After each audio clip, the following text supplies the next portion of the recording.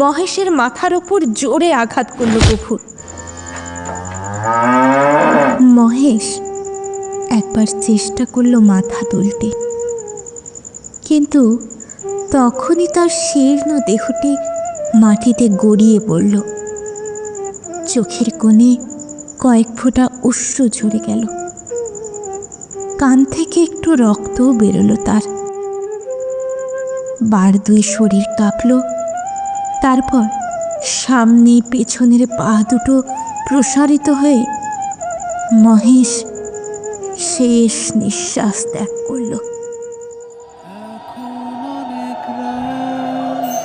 তোমার কাঁধে আমার নিঃশ্বাস, বেঁচে আছি তোমার ভালোবাসা। পৃথিবীর সমস্ত সাহিত্য সৃষ্টির এক স্বচ্ছ দর্পণ হল বাংলা সাহিত্য। সেই বাংলাকে কেন্দ্র করে দূর দূরান্তের গ্রন্থাগার থেকে সংগৃহীত কিছু অনবদ্য সৃষ্টি নিয়ে আমাদের এই বিশেষ প্রচেষ্টা। প্রেম, ভয়, হাসি, অভিমান সবেতেই থাকে এক রহস্যের নির্যাস, আর সেই রহস্যকে আগলে রাখতেই আমাদের উপস্থাপনা রাহস্যিকের আজকের নিবেদন বাংলা সাহিত্যের অন্যতম শ্রেষ্ঠ কথাশিল্পী শরৎচন্দ্র চট্টোপাধ্যায়ের রচিত মহেশ। এই গল্প কেবল মানুষ আর পশুর নয়, এ গল্প অনাহার, অসহায়তা আর নিঃশব্দ বেদনায় জর্জরিত এক জীবন্ত দলিল, যেখানে দারিদ্র্য ভাষা খোঁজে আর ভালোবাসা প্রকাশ পায় নীরবতায়। এক বৃদ্ধ কৃষক আর তার একমাত্র অবলম্বন গরু মহেশ। ক্ষুধা এখানে শুধু শরীরের দাবি নয়, ক্ষুধা এখানে আত্মার আর্তনাদ। মহেশ কোনো কাহিনী মাত্র নয়, এক নির্বাক প্রতিবাদ, মানবিকতার শেষ প্রান্তে দাঁড়িয়ে থাকা এক চিরন্তন প্রশ্ন। এই গল্প শুনতে শুনতে আপনি শুধু একটি আখ্যানের সাক্ষী হবেন তা নয়, আপনি অনুভব করবেন মানুষ হয়ে ওঠার সেই কঠিন যাত্রা। নমস্কার, গল্পের সূত্রধর আমি এবং নিবেদিতাদি। শুরু হচ্ছে মহেশ।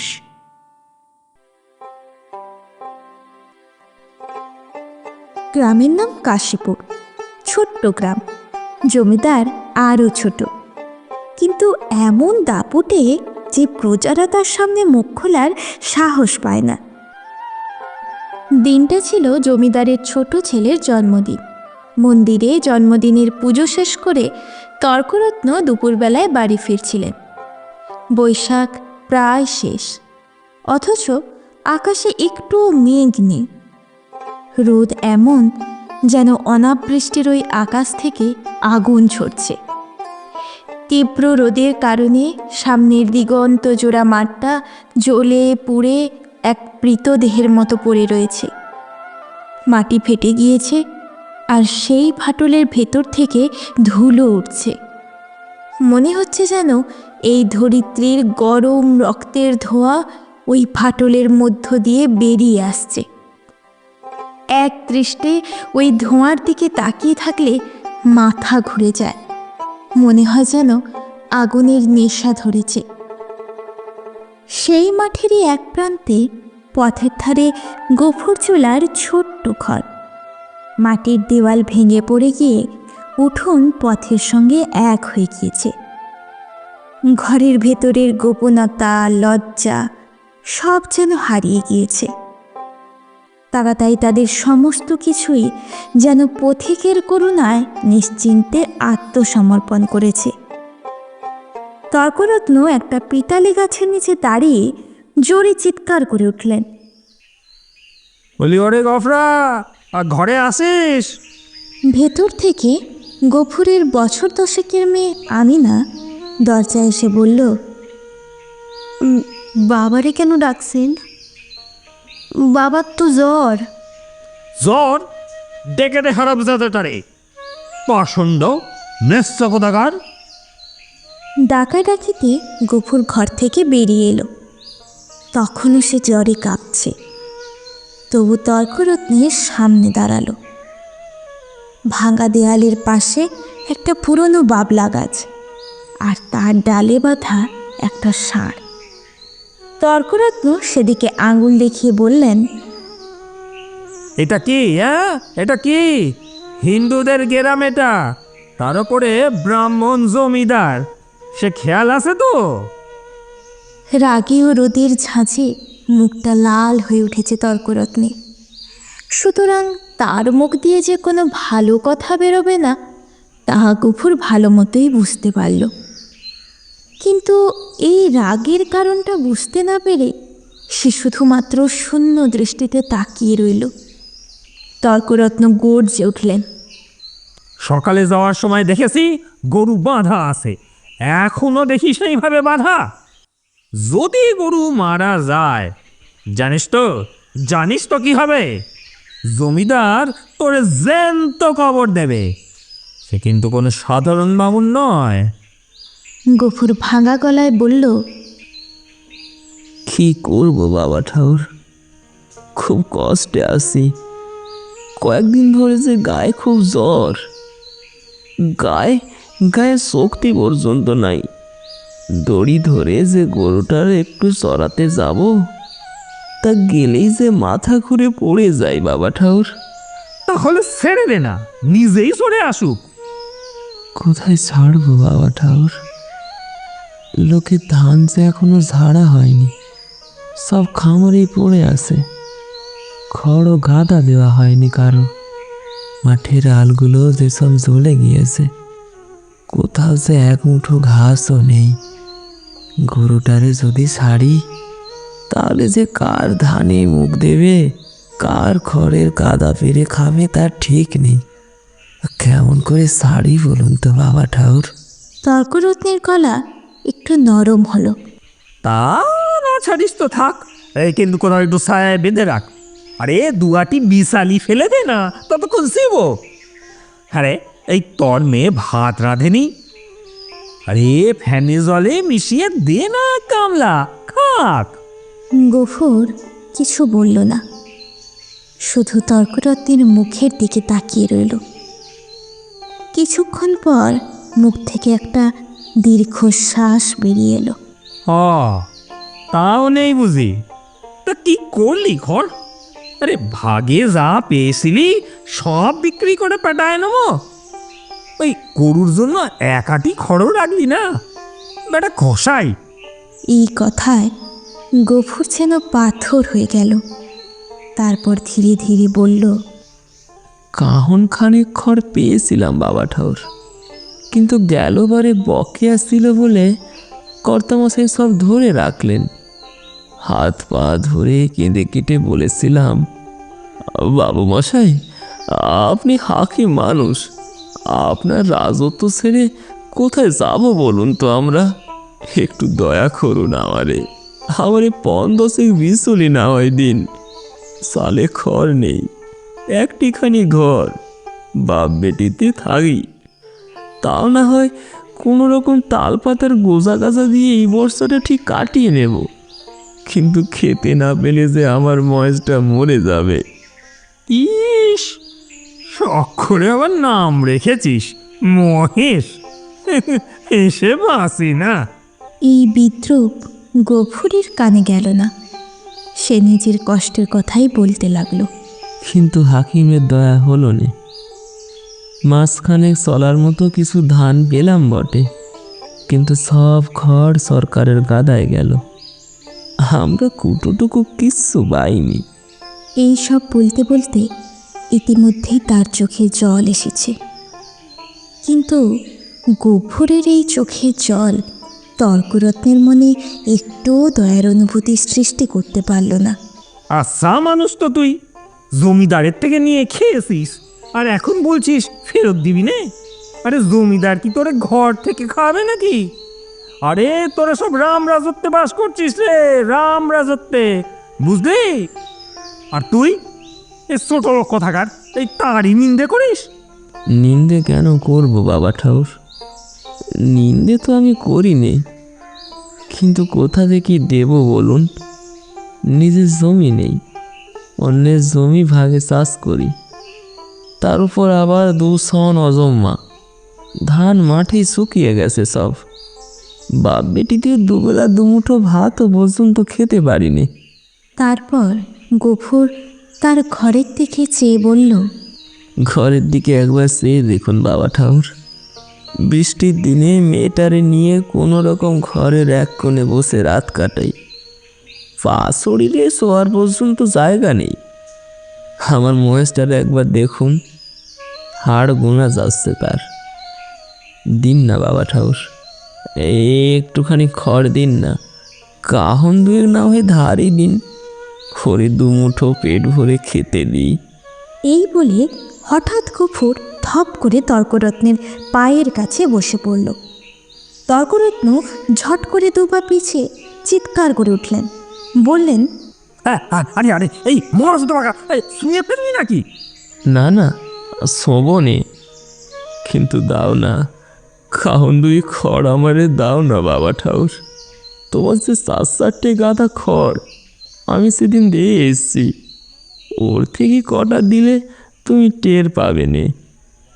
আমরা না খেয়ে মূল্যে ক্ষতি নেই বাবা ঠাকুর, কিন্তু কিন্তু ও যে অবলা জীব, ও যে কথা বলতে পারেনি, শুধু চেয়ে থাকে, আর চোখ থেকে শুধু জল পড়ে যায়। ধার নিবি? তা বেশ, তা বেশ, কিন্তু শোধ করবি কি করে?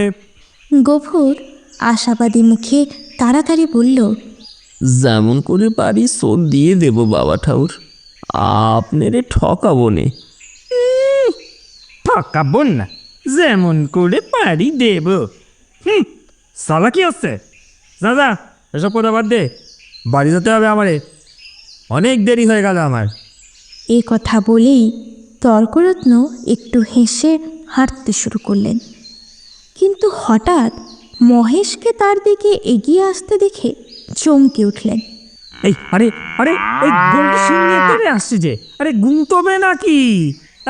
হতবাগা বেঁধে রাখিস নি? গফুর তাড়াতাড়ি উঠে দাঁড়ালো। তর্করত্নের হাতে ফলমূল আর পুজোর চালের পুটলি ছিল, সেটা দেখিয়ে গফুর বলল, গন্ধ পেয়েছে বাবা ঠাকুর, ও এক মুঠো চাল খেতে চায়। চাল খেতে চায়? তা বটে, তা বটে। যেমন চাষা তেমন তার বলত, যেমন তুই খেতে চাস তেমনই তো চায়।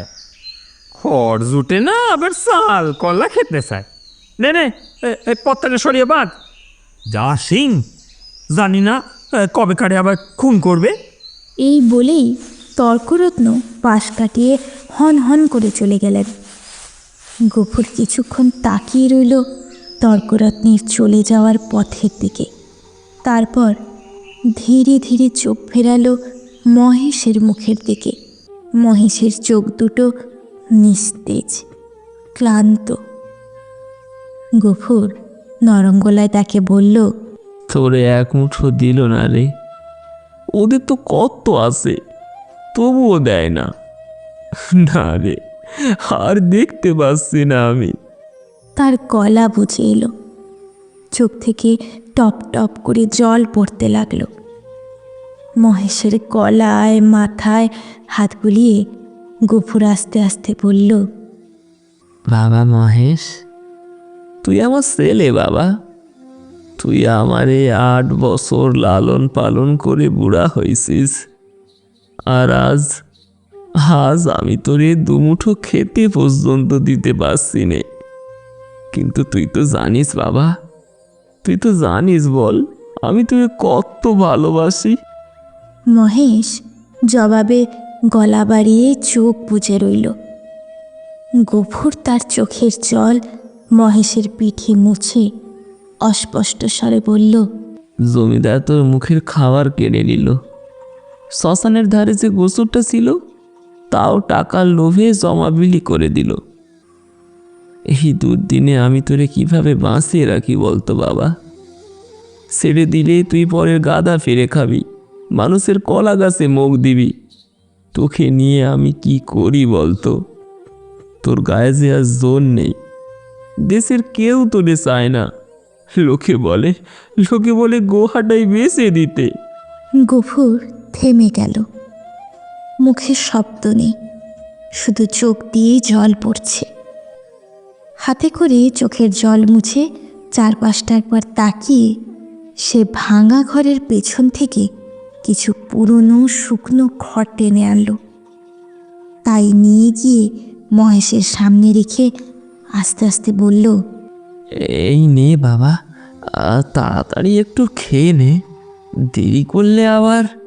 গফুর যখন এই কথাগুলো মহেশকে বলছিল, ঠিক তখনই ভেতর থেকে আমিনার ডাক ভেসে এলো, বাবা, বাবা। কেন মা, কি হয়েছে? ভাত খাবে এসো, আমি বেরিয়ে রেখেছি। আমিনা এসে দাঁড়ালো দুয়ারে, দেখলো বাবা আবার মহেশকে কিছু দিচ্ছে। মুখটা কড়া করে বলল, মহেশ রে, আবার সালফিরে খড় দিচ্ছ বাবা? গফুর একটু বিস্মিত হলো, তারপর লজ্জিত গলায় বলল, পুরনো পচা খড় মা, নিজের থেকেই পড়ে যাচ্ছিল, তাই আর কি। আমি তো ভেতর থেকে শুনলাম বাবা, তুমি টেনে বার করছো। না মা, ঠিক টেনে নয়। কিন্তু কিন্তু দেওয়ালটা যে পড়ে যাবে বাবা। গফুর চুপ করে রইল। এই ঘরটি তার শেষ আশ্রয়। এইভাবেই চলতে থাকলে এই বর্ষাতে যে ঘরটি আর টিকবে না তা সে ভালো করেই জানে। এটি তাদের একমাত্র আশ্রয়। তবু ওই পশুর প্রতি মমতায় তাকে এই ঝুঁকি নিতেই হলো। আমিনা নিজের বাবার নিস্তব্ধতা দেখে আর কথা এগোলো না, শুধুমাত্র বলল, বাবা, তুমি হাত ধুয়ে ভাত খেতে এসো, আমি বেরিয়ে রেখেছি। মা আমিনা, ফ্যানটা দে তো মা, মহেশরে একটু খাইয়ে দি, তারপর না হয় যাই। ফ্যান আজ নেই বাবা, হাড়িতেই মরে গেছে। গফুর কিছু বলল না, চুপ করে দাঁড়িয়ে রইল। এই 10 বছরের মেয়েটা পর্যন্ত বুঝে গিয়েছে যে দুঃখের দিনে এক ফোঁটা ফ্যানও নষ্ট করা চলে না। গফুর হাত ধুয়ে ঘরে ঢুকল। পিতলের থালায় আমিনা তার জন্য ভাত আর শাক সাজিয়ে রেখেছে।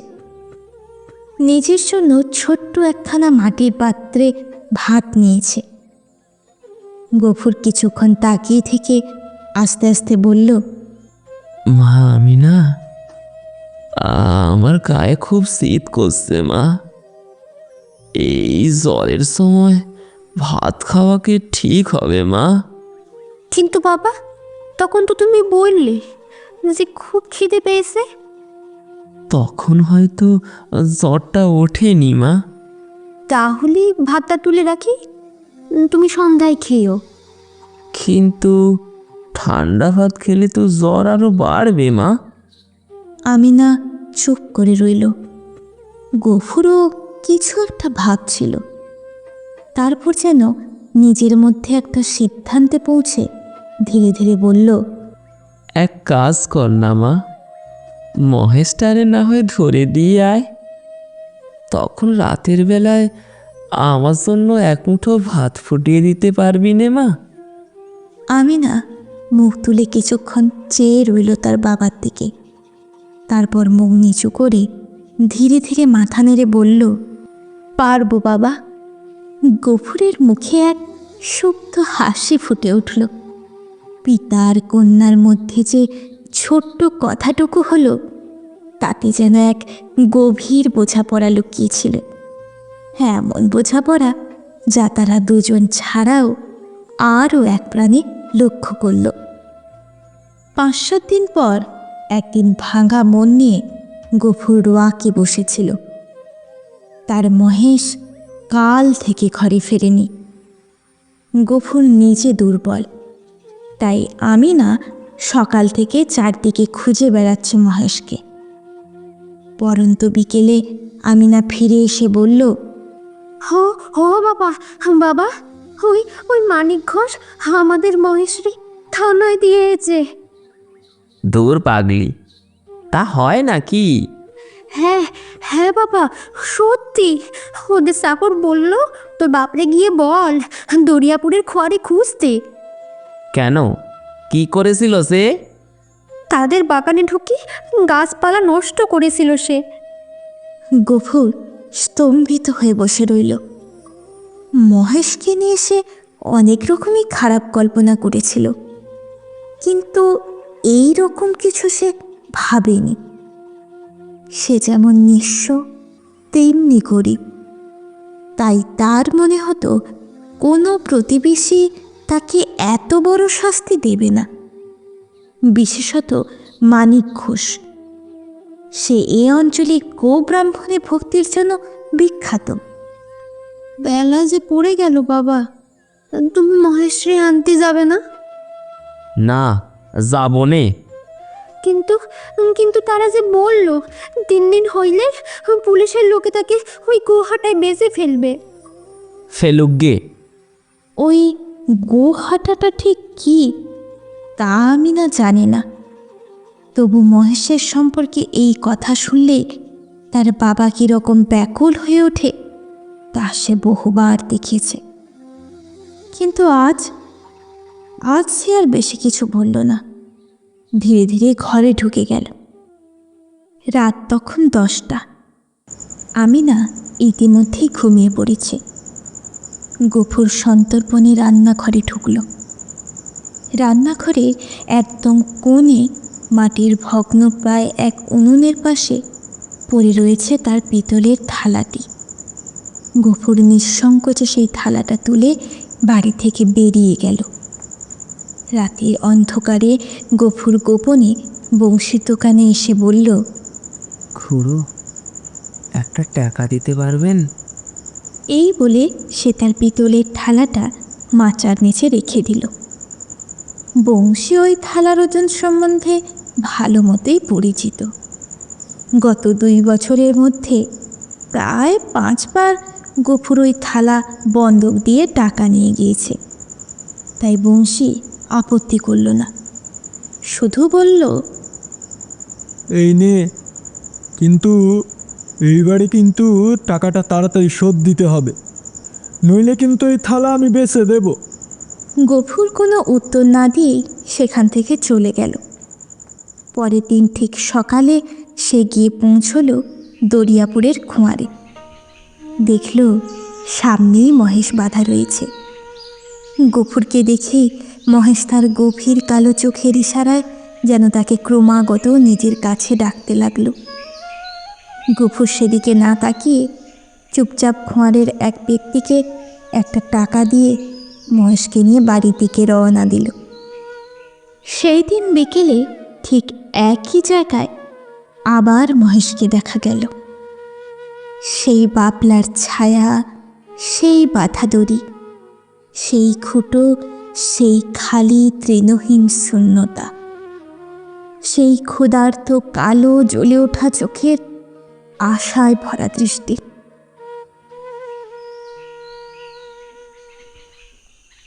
এক বৃদ্ধ মুসলমান লোক তাকে গভীর দৃষ্টি দিয়ে দেখছিল। কিছুটা দূরে গফুর নিজের 2 হাঁটু জড়ো করে চুপচাপ বসেছিল। হঠাৎ সেই বুড়ো নিজের চাদরের খোপ থেকে একটা 10 টাকার নোট বের করে নিয়ে ধীরে ধীরে মসৃণ করে গফুরের হাতে দিয়ে বলল, নাও, আর ভাঙাবো না, পুরোটাই রাখো। গফুর হাত বাড়িয়ে টাকা নিয়ে বসে রইল। সেই মুসলমানের সাথে আসা 2 জন লোক যেই গরুর দড়ি খুলতে যাবে, ঠিক তখনই গফুর অস্থিরভাবে এক ঝাপটা দিয়ে ওঠে। তারপর জোরে চেঁচিয়ে বলে উঠল, দড়িতে হাত দিও না বলছি, সাবধান, ভালো হবে না কিন্তু। সঙ্গে থাকা 2 জন লোক চমকে গেলেন। বৃদ্ধটি অবাক হয়ে জিজ্ঞেস করল, হ্যাঁ, কেন? কেন আবার কি, আমার জিনিস আমি বেচবো নি, এটাই আমার ইচ্ছে। এই বলে সে হাতের নোটটা ছুঁড়ে ফেলে দিল। হ্যাঁ, কাল যে রাস্তায় বায়না নিয়েছিলিস তার বেলায়। নাও নাও, আজ তোমাদের বায়না ফিরিয়ে দিলাম আমি। এই বলে গফুর আরও 2 টাকা তাদের দিকে ছুঁড়ে দিল। বৃদ্ধ হালকা হেসে বলল, চাপ দিচ্ছ? ঠিক আছে, এই শোনো, আরো 2 টাকা দিয়ে দাও রে। দাও হে, আরে ওর মেয়েটার হাতে 2 টাকা দাও পানি খাওয়ার জন্যে। না না, আমার টাকা লাগবে নে। এর বেশি আর 1 টুকরো কেউ দেবে না, তা জানো তো? না। না বলছো কেন? ওই ওই চামড়াটাই শুধু যা দামে বিক্রি হবে। আর কি মাল বাকি আছে ওতে? এই কথা শুনে গফুরের মুখে হঠাৎ এক তিক্ত কটূক্তি বেরিয়ে এলো। মুহূর্তেই সে ছুটে গিয়ে নিজের ঘরে ঢুকল এবং চিৎকার করে শাসাতে লাগলো, তোমরা যদি এখনই গ্রামের বাইরে না যাও, আমি কিন্তু জমিদারের লোক ডেকে তোমাদের জুতা পেটা করবই বলে রাখলাম। হাঙ্গামা দেখে তারা চলে গেল। কিন্তু তার কিছুক্ষণ পরেই জমিদারের দপ্তর থেকে তার ডাক পড়ল। গফুর বুঝতে পারল যে কথাটা কর্তার কানে পৌঁছে গিয়েছে। জমিদারের সদরে ভদ্র অভদ্র অনেক ব্যক্তি বসেছিলেন। শিবুবাবু গম্ভীরভাবে চোখ রাঙিয়ে বললেন, গফরা, তোকে যে আমি কি সাজা দেব কিছুতেই ভেবে পাচ্ছি না। কোথায় থাকিস তা জানিস তো? গফুর 2 হাত জড়ো করে বলল, একে জানি কর্তা, আমরা খেতে পাইনি। না হইলে আপনি যা জরিমানা করতেন আমি না করতেন নে কর্তা। সবার মুখে বিস্ময় ছেয়ে গেল। এই লোকটিকে তারা জেদি ও রাগী বলেই জানত। গফুর নিজের কম্পিত কণ্ঠে বলল, এমন কাজ আর কখনো করবো নে কর্তা। এই বলেই সে 2 হাত দিয়ে কান মুড়ল এবং প্রাঙ্গণের এক প্রান্ত থেকে অন্য প্রান্ত পর্যন্ত নাক্ষর দিয়ে উঠে দাঁড়ালো। শিবুবাবু শান্ত স্বরে বললেন, আচ্ছা আচ্ছা, যা হওয়ার হয়ে গেছে, ছাড়ো সব। কিন্তু আর কখনো কিন্তু এমন মূর্খতা করিস না, মাথায় থাকে যেন। সেইখানে উপস্থিত লোকেরা ঘটনাটির বিস্তৃত বিবরণ শুনে স্তব্ধ হয়ে গেলেন। সেখানে তর্করত্ন উপস্থিত ছিলেন। তিনি বললেন, এই মহাপাপ কেবলমাত্র এই কর্তার শাসনের ভয়েই নিবারিত হয়েছে। এছাড়াও তিনি সেখানে উপস্থিত সবার সামনে গো শব্দের শাস্ত্রীয় ব্যাখ্যা করলেন। তিনি আরও বললেন, এই জন্যেই ধর্মজ্ঞানহীন ব্যক্তিদের গ্রামে ত্রিসীমানায় থাকতে দেওয়া ঠিক নয়। তার ভাষায় সবাই যেন নতুনভাবে শিক্ষিত হলো। গফুর একটা কথারও জবাব দিল না। সমস্ত অপমান তার নিজের প্রাপ্য মনে করে বিনম্রভাবে গ্রহণ করে নিল। তারপর প্রতিবেশীদের বাড়ি থেকে ফ্যান চেয়ে এনে মহেশকে খাইয়ে তার মাথায় ও শিঙে বারবার হাত বুলিয়ে তাকে নিজের কষ্ট কথা বলতে লাগলো। জ্যৈষ্ঠ মাস শেষ হতে চলেছে। বৈশাখের যে আকাশ কিছুদিন আগে রোদে ঝলমল করেছিল, সেই আকাশ যে এমন নিষ্ঠুর ও কঠোর হতে পারে তা আজকের আকাশ না দেখলে বোঝা যায় না। কোথাও করুণার আভাসটুকু নেই। কবে হয়তো এই আকাশ নিজের লেশ মাত্র পরিবর্তন করে আবির্ভূত হবে, অথবা কোনোদিন হয়তো এই আকাশ মেঘে ভরে স্নিগ্ধ সজল রূপে দেখা দিতে পারে।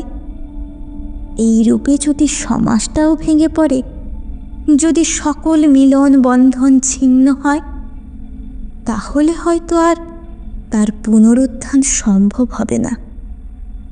এমনই একদিনে দুপুরে গফুর বাড়ি ফিরে এলো।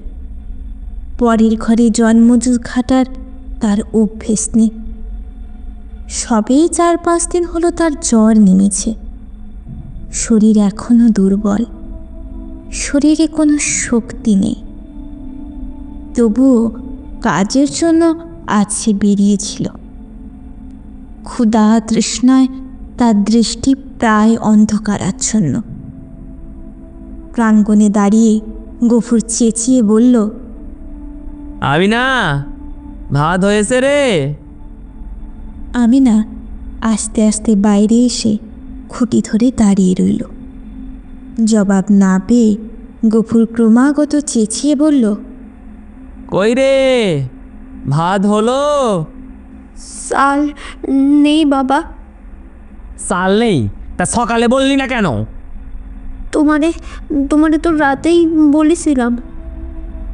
গফুর মুখ ভেঙচে আমিনার কণ্ঠস্বর অনুকরণ করে বলল, রাতে বলেছিলাম? তা রাতে বললে কার মনে থাকে শুনি? আমিনার এই কণ্ঠস্বরে তার ক্রোধ যেন দ্বিগুণ বেড়ে গেল। মুখ অনেকটা বিকৃত করে বলে উঠল, তা চালটা থাকবে কি করে শুনি? রোগা বাপ খাক বা না খাক, বুড়ি মেয়ের 4-5 বার ভাত গিলতেই হবে। এবার থেকে চাল আমি কুলুঙ্গিতে বন্ধ করে দিয়ে যাইব। দে এক ঘটি জল দে দেখি খাই, তেষ্টায় যেন বুকটা ফেটে যাচ্ছে আমার। এই বলে গফুর আমিনার দিকে হাত বাড়িয়ে দিল। কিন্তু আমিনা এখনও সেই খুঁটি ধরে নির্বাক হয়ে মাটির দিকে চেয়ে দাঁড়িয়ে আছে। আমিনার এইভাবে দাঁড়িয়ে থাকা দেখে গফুর অস্থির হয়ে বলল, কি হলো বল, এখন তাও নাই? আমিনা তেমনই অধমুখে দাঁড়িয়ে রইল। কয়েক মুহূর্ত অপেক্ষা করে গফুর যখন বুঝল ঘরে তার তৃষ্ণা মেটাবার মতো জল পর্যন্ত নাই, তখন সে আর আত্মসংবরণ করতে পারল না। আমিনার কাছে গিয়ে ঠাস করে সশব্দে তার গালে এক চড় বসিয়ে বলল, মুখ ফুড়া হারামজাদা মেয়ে, সারাদিন তুই করিসটা কি রে? এত লোকে মরে, তুই মরিস নে? আমিনা কিছু বলল না। মাটিতে পড়ে থাকা ফাঁকা কলসিটি তুলে চোখের জল মুছতে মুছতে সে জল আনতে বেরিয়ে পড়ল। গফুর এতক্ষণে সজ্ঞানে ফিরল। মা মরা এই মেয়েটিকে সে যে কী করে মানুষ করেছে সে কেবল সেই জানে। সে বুঝতে পারল যে তার শান্ত মেয়েটির কোনো দোষ নেই। খেতে সামান্য ধান শেষ হওয়া পর্যন্ত গফুরদের দুবেলা পেট ভরে খাওয়া জোটে না। কখনো একবেলা, আবার কখনো তাও নয়।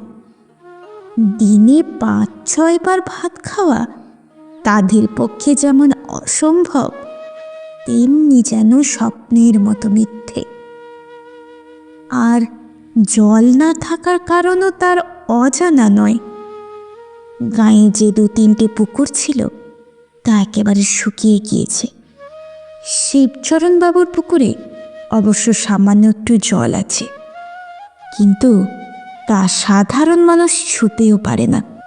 অন্য জলাশয়গুলোতেও মাঝে মাঝে কেউ গর্ত খুঁড়ে সামান্য জল পেলেও সেখানে যে ভয়ানক কাড়াকাড়ি ঠেলাঠেলি তা দেখার নয়। বিশেষ করে মুসলমান বলে এই ছোট্ট মেয়েটি সেখানে ঠিকঠাক যেতেও পারে না। ঘন্টার পর ঘন্টা দাঁড়িয়ে অনুনয় বিনয় করে কেউ দয়া করে যদি একটু পাত্রে জল ঢেলে দেয়, সেইটুকু জল নিয়েই সে ঘরে ফিরে আসে। গফুর এসব জানে। হয়তো আর জলই ছিল না, কিংবা ভিড়ের মধ্যে কেউ দয়া করেও মেয়েটাকে জল দেয়নি। এই ভেবে তার নিজের চোখেও জল এলো। এমন সময় জমিদারের পেয়াদা যেন যমদূতের মতো এসে উঠোনে দাঁড়ালো আর চিৎকার করে ডাকলো, গফরা, এই গফরা, গফরা ঘরে আসিস? হ্যাঁ আসি। তা কেন? বাবু মশাই ডাকছেন, চল। আমি এখনো খাইনি, পরে যাব বলে দাওগা। গফুরের এত বড় সাহস পেয়াদার সহ্য হলো না। সে চিৎকার করে বলল, বাবুর হুকুম, তোরে জুতা মেরে টেনে নিয়ে যেতে হবে। এই কথা শুনে গফুর যেন নিজের সংযম হারিয়ে ফেলল। সে রাগে দাঁতে দাঁত চেপে বলল, মহারাজার রাজত্বে কেউ কারো গোলাম নয়, আমি খাজনা দিই, ডাকলে কি আমার যেতে হবে নাকি?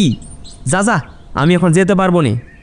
কিন্তু এই দুনিয়ায় গরিবের মুখে এইসব কথা শুধু বিফল নয়, বিপদেরও কারণ বটে। সৌভাগ্য এই যে তার সেই ক্ষীণ স্বরে বলা প্রতিবাদের কথা জমিদারের কাছে পৌঁছায়নি। না হলে আজ রাতেই হয়তো গফুরের চোখের ঘুম আর মুখের অন্ন দুটোই উধাও হয়ে যেত। এরপর কি ঘটল তা বিস্তারিত বলার দরকার নেই। ঘণ্টাখানেক পর যখন গফুর জমিদারের সদর থেকে ফিরে এসে ঘরে গিয়ে নিশ্চুপ হয়ে শুয়ে পড়ল, তখন তার মুখ ফুলে আছে, চোখের কোণে আঘাতের দাগ। এই সমস্ত কিছু কারণ একটাই, মহেশ। গফুর বাইরে বেরোনোর পর তার গরু মহেশ দড়ি ছিঁড়ে পালিয়ে যায়। জমিদারের বাগানে ঢুকে ফুল গাছ খেয়ে ফেলেছে, ধান শুকোতে দেওয়া হয়েছিল তাও নষ্ট করেছে। শেষে যখন লোকজন তাকে ধরতে যায়, তখন সে বাবুর ছোট মেয়েকে ফেলে পালিয়ে গেল। এমন ঘটনা এর আগেও ঘটেছে, কিন্তু গফুর গরিব বলে বারবার মাপ পেয়েছে। এইবার যদি আগের মতো গিয়ে বাবুর পায়ে পড়ে মাপ চাইতো, হয়তো রেহাই পেত। কিন্তু সে এবার মুখ খুলে বলেছে, আমি খাজনা দিই, আমি কারো গোলাম নই। প্রজার মুখে এত বড় কথা জমিদার শিবচরণবাবু একদম সহ্য করতে পারেননি। জমিদারের সদরে সমস্ত প্রহার ও অপমান সহ্য করেছে গফুর, প্রতিবাদ করেনি, একটা কথাও বলেনি, চুপচাপ সহ্য করেছে সব। ঘরে ফিরে সে নিথর হয়ে পড়ে রইল। খিদের কথা তার আর মনে হইল না, কিন্তু তার বুকের ভেতরটা যেন দুপুরের আকাশের মতো ক্রমাগত পুড়ে যাচ্ছিল। এমনভাবে কতক্ষণ কাটল তার ঠিক নেই, কিন্তু হঠাৎ মেয়ের আর্তনাদ শুনে তার বুকের ভেতরটা যেন কেঁপে উঠল। গফুর তাড়াতাড়ি ছুটে বাইরে গেল আর দেখল আমিনা মাটিতে লুটিয়ে পড়ে কাঁদছে, আর তার আশেপাশে জল ছড়িয়ে পড়েছে। মহেশ মাটিতে মুখ দিয়ে সেই জল খাওয়ার চেষ্টা করছে। গফুরের চোখের পলক পড়ল না, যেন চেতনা হারিয়ে গেল তার। আগের দিন সে তার লাঙ্গলের মাথাটা খুলে রেখেছিল মেরামতি করার জন্য। সেই লাঙ্গলের মাথাটাই দুই হাতে তুলে মহেশের মাথার ওপর জোরে আঘাত করল গফুর। মহেশ একবার চেষ্টা করল মাথা তুলতে, কিন্তু তখনই তার শীর্ণ দেহটি মাটিতে গড়িয়ে পড়ল। চোখের কোণে কয়েক ফোঁটা অশ্রু ঝরে গেল, কান থেকে একটু রক্তও বেরোলো তার। বার দুই শরীর কাঁপল, তারপর সামনে পেছনের পা দুটো প্রসারিত হয়ে মহেশ শেষ নিঃশ্বাস ত্যাগ করল। আমিনা চেঁচিয়ে কেঁদে উঠল, বলল, বাবা, তুমি কি করলে? আমাদের মহেশে মরে গেল। গফুর বিন্দু মাত্র নড়ল না, কোনো উত্তরও দিল না, শুধু শূন্য দৃষ্টিতে একরকম কালো স্থির চোখ দিয়ে মহেশের দিকে তাকিয়ে রইল, যেন সে পাথরে পরিণত হয়েছে। কয়েক ঘন্টার মধ্যেই খবর ছড়িয়ে পড়তেই গ্রামের মুচির দলে সে উপস্থিত হলো।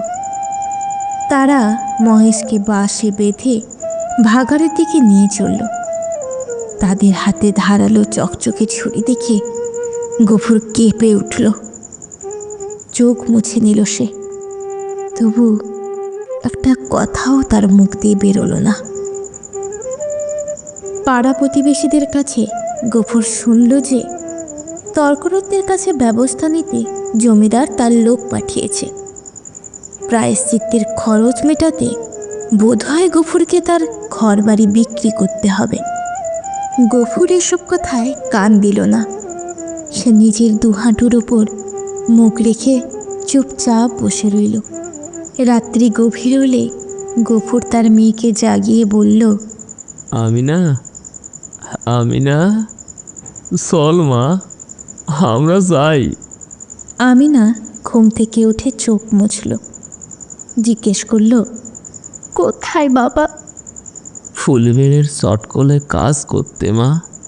আমিনা বিস্ময় ভরে তাকিয়ে রইল। এর আগেও অনেক কষ্টে সে তার পিতাকে দেখেছে, তবু কখনোই সে চট কলে কাজ করতে রাজি হয়নি। কারণ সেখানে ধর্ম থাকে না, মেয়েদের ইজ্জত থাকে না। এসব কথা সে অনেকবার শুনেছে। বেশি দেরি করিস না মা, চল, অনেকটা পথ হাঁটতে হবে যে। আমিনা জল খাওয়ার ঘটি ও বাবার ভাত খাওয়ার পিতলের থালাটা নিতে গেল, কিন্তু গফুর তাকে বাধা দিয়ে বলল, ওগুলো রেখে দে মা, ওগুলো দিয়েই যে আমার মহেশের প্রায়শ্চিত্তি হবে। গভীর অন্ধকার রাতে গফুর মেয়ের হাত ধরে চুপচাপ বেরিয়ে এলো বাড়ি থেকে। এই গ্রামে তার কোনো আত্মীয় স্বজন ছিল না, সুতরাং কাউকে কিছু বলার মতোও ছিল না। তারা সেই বাবলা গাছটার নিচে এসে দাঁড়ালো। গফুর থেমে গেল। তারপর হঠাৎই নিজের দুই হাতে মুখ ঢেকে কান্নায় ভেঙে পড়ল। নক্ষত্রে ভরা কালো আকাশের নিচে মুখ তুলে সে কাপা গলায় বলল, ও আল্লাহ গো, তুই আমায় যত খুশি শাস্তি দিও আমি সহ্য করব, কিন্তু আমার বয়সটা চেষ্টায় মরে গেল আল্লাহ। তারে খেতে দেওয়ার মতো একটুখানি ঘাসও এই দুনিয়ায় কেউ রাখেনি। তোমার দেওয়া মাটির ঘাস, তোমার দেওয়া জলের এক মোটা কেউ তারে খেতে দেয়নি আল্লাহ। তুই যেন তাদের কোনোদিনও ক্ষমা করো না আল্লাহ। করে মহেশ, তুই আমারে ক্ষমা করিস মহেশ।